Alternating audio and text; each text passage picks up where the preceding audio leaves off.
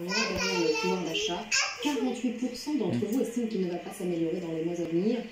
Alors pour ceux qui vivent à l'euro près, le quotidien est une éternelle chasse aux économies où le bon de réduction devient un allié majeur. Plongée dans la France de la débrouille, Céline Blancpain, Brice Gérès. Dans les rayons des supermarchés, elle les traque inlassablement.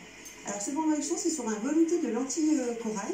Donc là, celui-là, il est valable jusqu'au 22 décembre, donc je vais bien le mettre de côté. Quand elle fait ses courses, Linda scrute chaque rayon. Là, comme vous voyez, sur le côté, j'ai aussi des bons réductions 30 centimes. Depuis qu'elle a perdu son emploi, cette mère de 3 enfants est obligée de réduire ses dépenses, alors elle collectionne les bons de réduction. J'emmène tous mes bons de réduction classés en fonction de mes courses. Donc le devant, c'est ceux que je vais utiliser le jour même en fait. Des coupons imprimés ou stockés sur son téléphone grâce à des applications mobiles spécialisées. Ah, c'est génial! Ça va me revenir à 24 centimes les 2 gels douche au lieu de 2,63 € l'un. À la caisse, ces bons de réduction lui permettent d'économiser 20 € pour une facture de 59 €.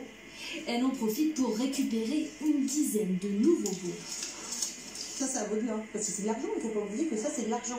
En fait, c'est 1 €. Et pour baisser sa facture, Linda va aller encore plus loin. Une fois rentrée chez elle, elle prend en photo son ticket de caisse pour l'envoyer sur son application. Une application qui va lui rembourser 30 € supplémentaires.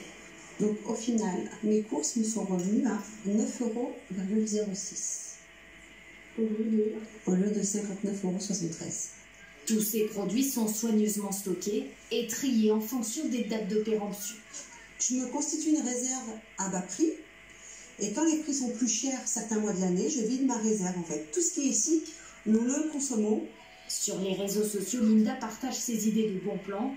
Comme elle et son mari employés dans une station-service, ils sont de plus en plus nombreux à tenter de réduire leurs dépenses.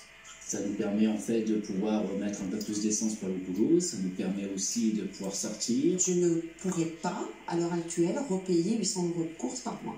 C'est impossible. Je serai à découvert en fin de mois, ou bien je paierai mes factures en retard. Donc voilà, ça je ne veux plus. Le pouvoir d'achat, c'est la principale préoccupation des Français. J'en ai pris 2, parce que le deuxième est à moins 60%. Quand elle fait ses courses, Renée, 67 ans, mise systématiquement sur les promotions. J'ai acheté du beurre en promotion, donc je le congèle. Avec son mari, ils ont tenu une boucherie pendant 40 ans. Aujourd'hui, ils sont obligés de noter chaque dépense dans un cahier. On a emmené nos petits-enfants manger le McDo, on va faire des courses, on a mis de l'essence. André et René vivent avec moins de 1 500 € par mois, une retraite qui ne leur permet aucun écart. Difficile d'être obligé pas de se priver, mais de faire attention, alors qu'on a travaillé dur pendant des années. Et les assurances, tout augmente, sauf la retraite qui ne bouge pas. Des Français obligés de tout compter, parfois à l'euro près, symptôme d'une petite classe moyenne qui n'a plus tout à fait confiance en l'avenir. Parlons maintenant d'une activité.